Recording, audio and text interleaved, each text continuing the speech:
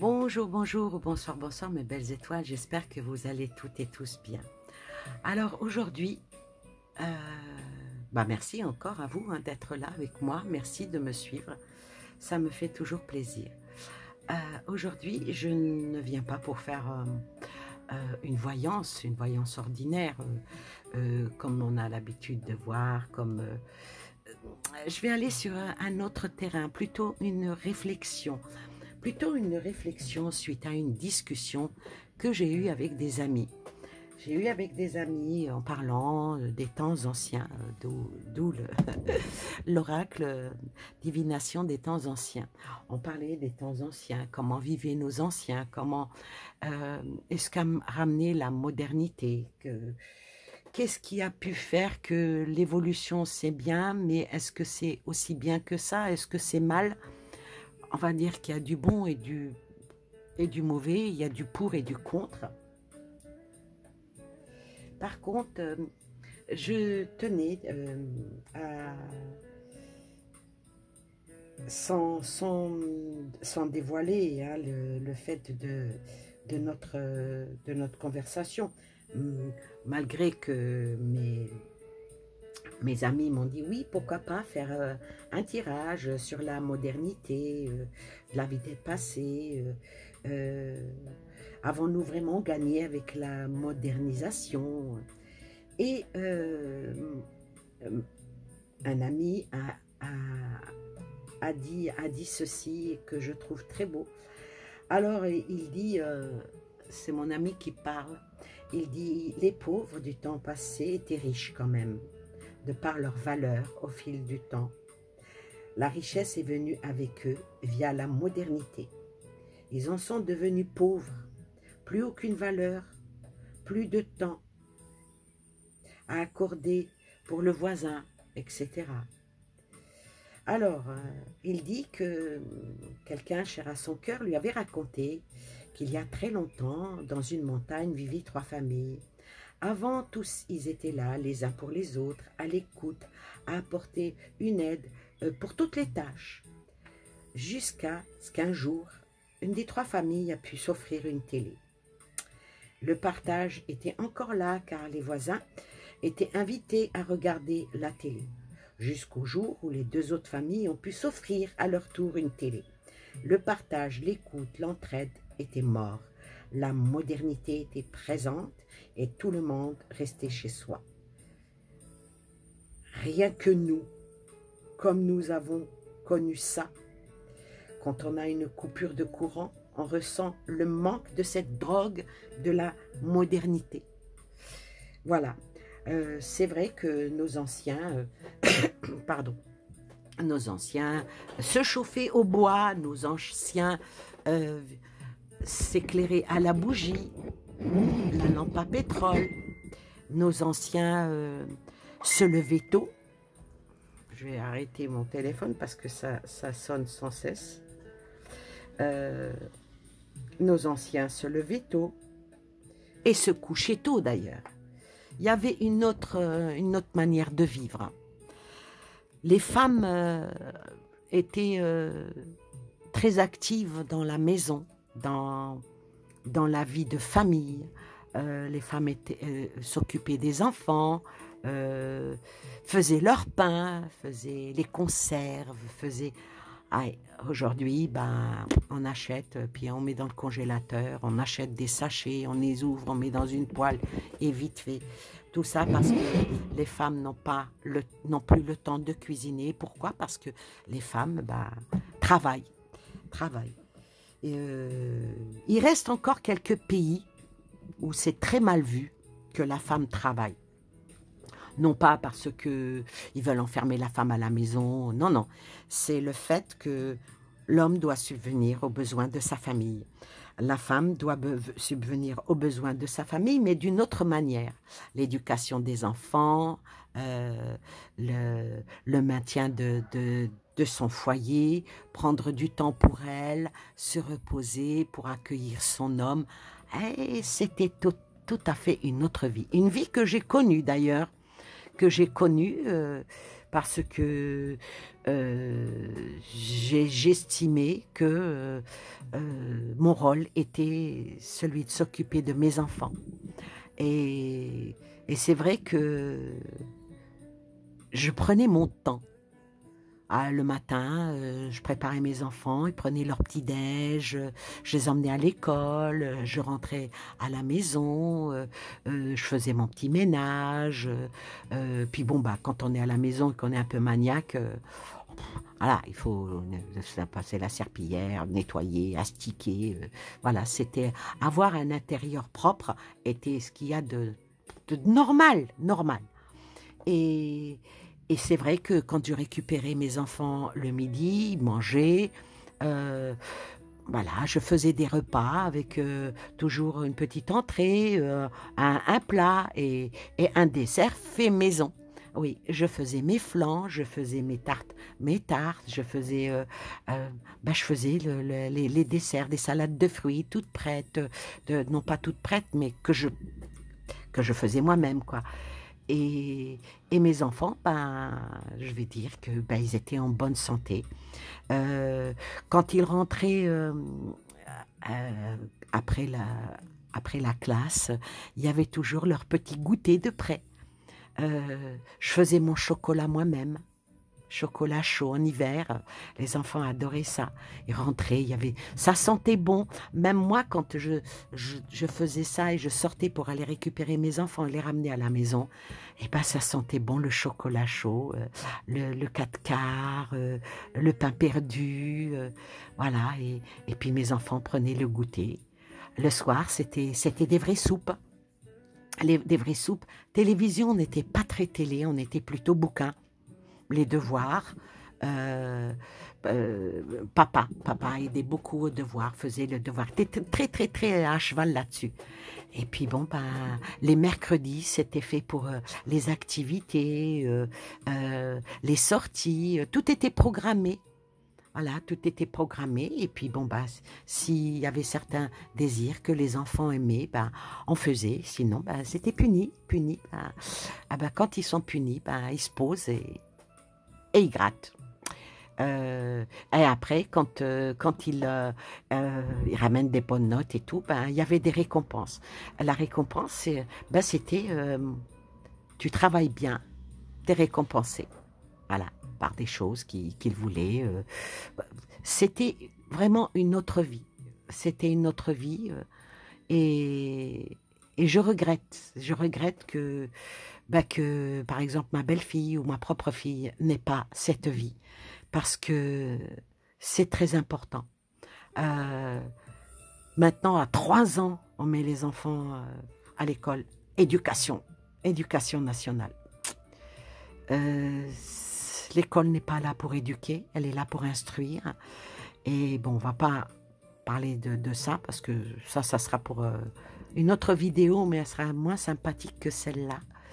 Et là, eh ben, la question, on va faire ça avec un jeu qui est des temps anciens, et on va voir ce que la magie des oracles peut nous donner. Et j'ai choisi donc cet oracle des temps anciens. Et j'ai choisi un autre oracle, le chemin de l'éveil, pour voir si ces deux oracles se marient bien déjà. Hein. Et puis, on va voir ce que nous disent par rapport aux temps anciens, comment que les anciens voyaient les choses, comment qu'ils percevaient les choses par rapport à nous. Parce qu'on dit, oui, ben, ils n'étaient pas heureux, ils n'étaient pas... Ah, elle vient de se retourner. Ah, si, ils étaient heureux. Ils étaient heureux parce que à la roue de fortune ici, la roue de l'infortune, c'est le destin. C'est le destin avec le chiffre 1. Le chiffre 1. Ah, donc, le destin, c'est quelque chose de... notre vie, quoi, en fin de compte. Alors, qu'est-ce qu'elle dit, celle-là qui vient de se retourner par rapport à la roue de fortune? Ben, en principe, c'était une continuité dans les choses, une continuité dans leur vie. Ça tournait et ça revenait. Ce qui était le plus important, c'était la manière dont ils avaient de gérer les événements. Ça leur permettait d'aller plus haut, malgré qu'il y avait des descentes qui étaient bas. Ça leur permettait qu'ils pouvaient changer les choses, le cours de la vie. Ils pouvaient changer leur vie, mais toujours avec bonne fortune. C'était beaucoup plus important pour eux, la famille, les amis, la terre, leur patrimoine. Leur patrimoine, il était plus dans le génétique de la chose que dans le côté pécunier de la chose. Ils gagnaient leur argent, mais il était dépensé à bon escient. Et ils arrivaient même à faire des économies. Ça, c'est la carte qui s'est retournée. Alors, par rapport aux anciens,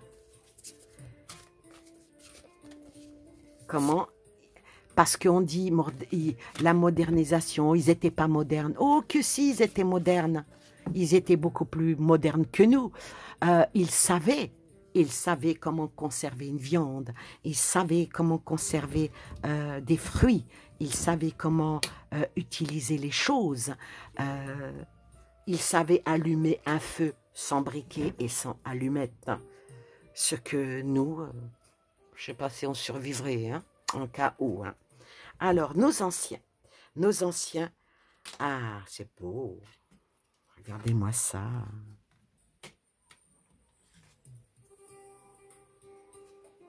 Alors, nos anciens, eh ben, ils agissaient avec la source de vie. Vous vous rendez compte? C'était la source de vie pour eux.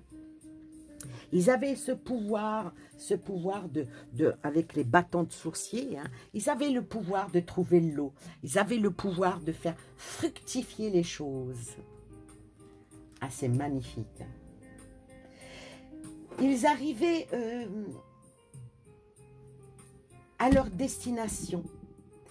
Ils arrivaient à trouver tout ce qu'ils cherchaient. Que ce soit un objet, que ce soit une info, ils n'abandonnaient jamais. Et ils étaient bien guidés. Et ils avaient leur réponse. Ils avaient cette manière de la réconciliation et de la réunion qui ramène toujours à eux la joie. Ah, c'est incroyable. Ils avaient aussi cette manière d'être dans la prévoyance. Ils avaient cette manière parce qu'avec la feuille de thé, ça parle de divination. Ils avaient la manière de voir les choses beaucoup plus loin. Ils avaient cette prévoyance, cette chose qui éclairait leur âme et aussi leur entourage par...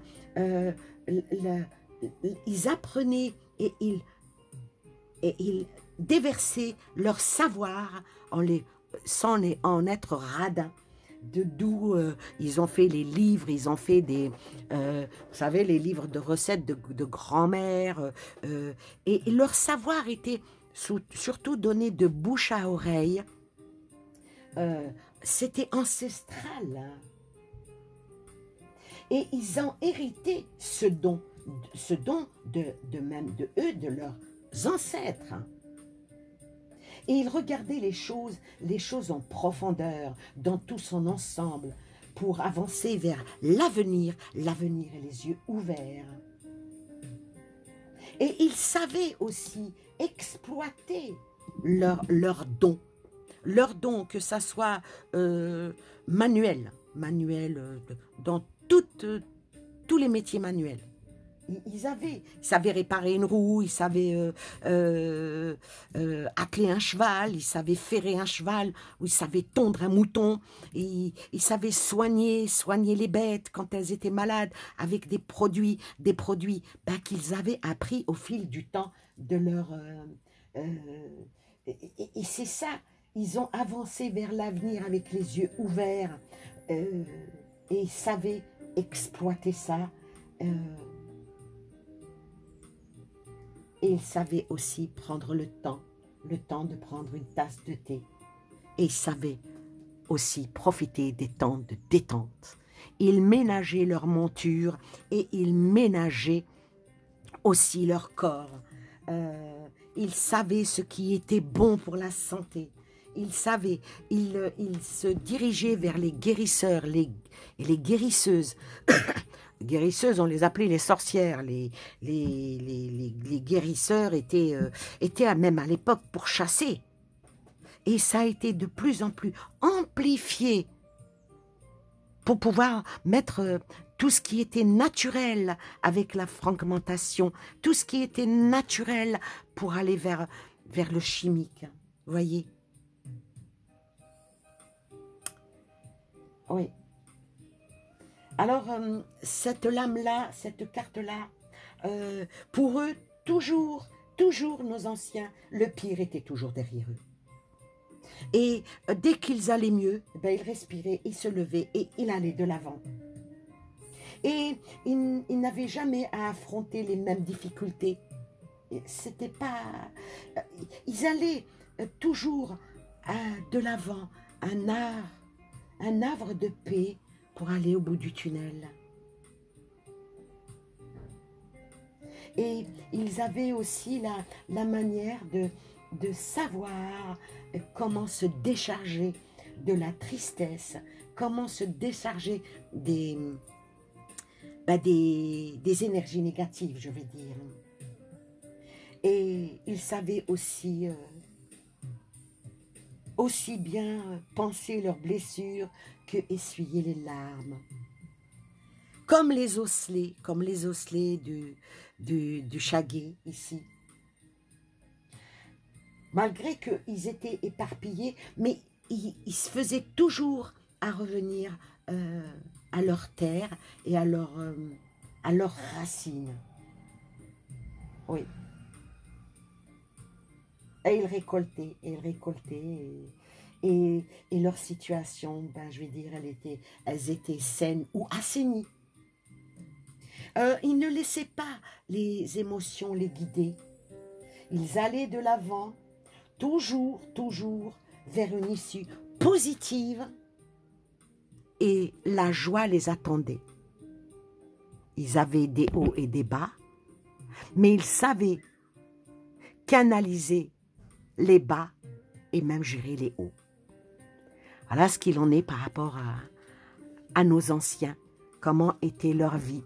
Non, nous devons, je pense que nous devrions même, le verbe, ah ben les jalouser et dire, ah là là, ouais, ils étaient beaucoup plus heureux que nous. Beaucoup plus heureux que nous. Malgré qu'ils ont connu des dictates, les guerres, voilà. Et qui font ça? Ben, c'est toujours les grands, les nobles, et voilà. Parce que les anciens étaient des gens qui avaient du cœur. Les gouvernants, jamais. Plus ils devenaient riches, moins ils avaient de l'amour dans leur cœur. C'est terrible ça, hein, ce que je dis. Hein. Ben, comme ceux qui nous dirigent actuellement. Alors, maintenant, nous qui nous disons modernes, nous qui nous disons évolués, nous qui nous disons avec un savoir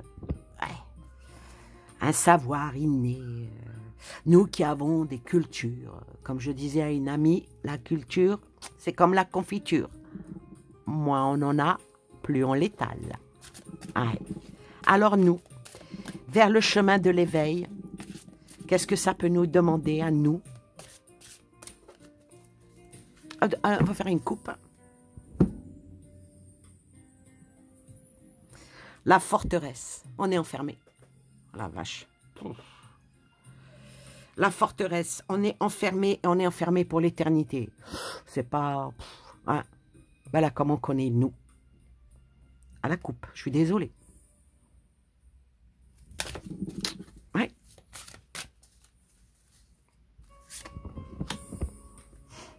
Alors nous,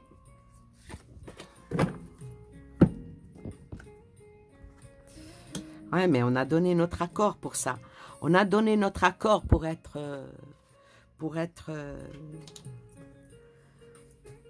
sous cet effet de domination. Et c'est à cause de cet accord-là que nous avons pris des distances avec les nôtres même. Hein. Ouais. Avec même la vie. Ouais. Et voilà la forteresse qui revient. C'est nous qui nous enfermons. Nous acceptons trop de choses. Hein. Ceux qui font les lois ne sont pas pour eux. Elles sont faites pour nous les gueux. Voilà. Comprenez maintenant? Alors, on a donné notre accord. On a donné notre accord en cherchant le bonheur, pour être mieux. Ça a touché nos âmes. Ça a touché nos âmes et ça affaiblit même l'amour. Ah, c'est grave, hein?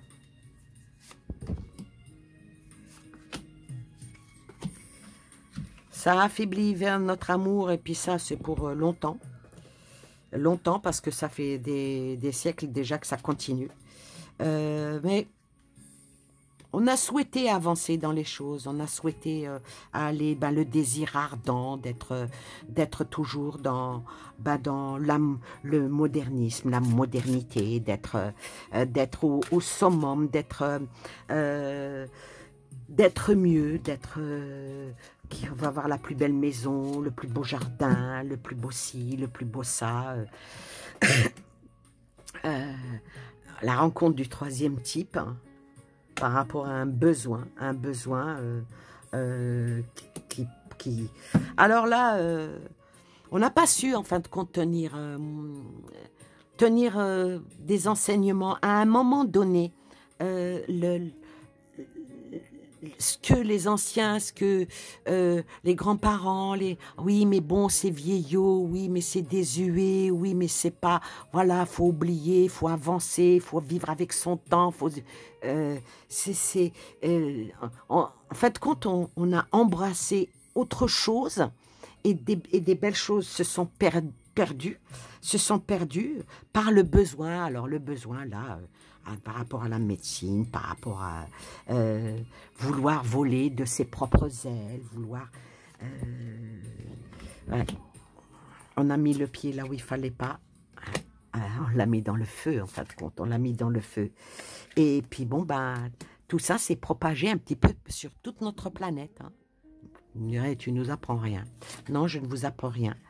La pluie qui vient. Alors...